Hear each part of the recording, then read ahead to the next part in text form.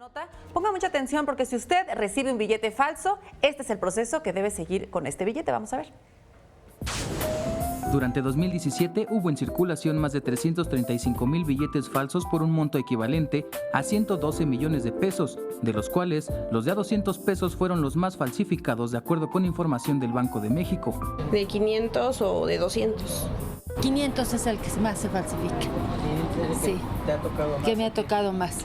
Y el de a 50 que no sabemos si sí es o no es porque de verdad es de muy mala calidad. Al parecer todavía están saliendo billetes falsos de 200. El poner un billete falso a la circulación se castiga con multa y hasta con 12 años de prisión, de acuerdo con la Comisión Nacional para la Protección y Defensa de los Usuarios de Servicios Financieros. Pero ¿cómo pueden darse cuenta si un billete es falso? Algunos comerciantes nos dieron recomendaciones. Todo lo que nos dice el banco de las hologramas, pero este es el más parecido, pasó por todos lados, pasó en el que se refleja el número y todo. Entonces están muy bien hechos. Lo tienes que hacer frente a la persona.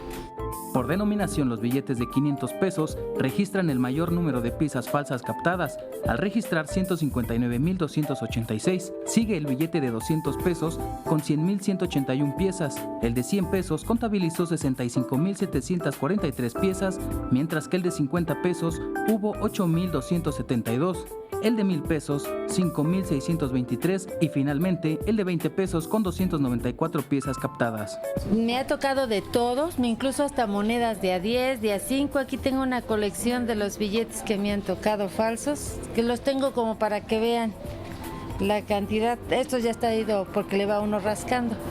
¿Y qué hacer en caso de que llegue a sus manos un billete falso?